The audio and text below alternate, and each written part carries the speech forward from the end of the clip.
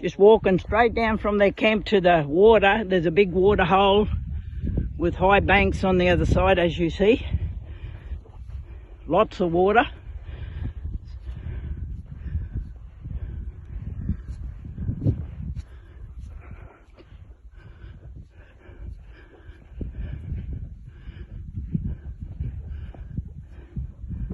The other side bank over there. If I swing around, that's looking up the Palmer River, going around. See the rock and the clump of trees that I have the camera on now is where the car was parked behind, on the other side of those trees.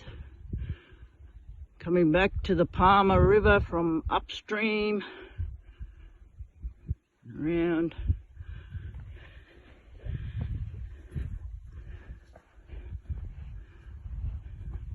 They definitely didn't cross here. Maybe if they went up to the road crossing or further down, maybe.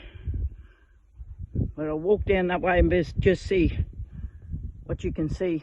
I'll start the camera again from down there.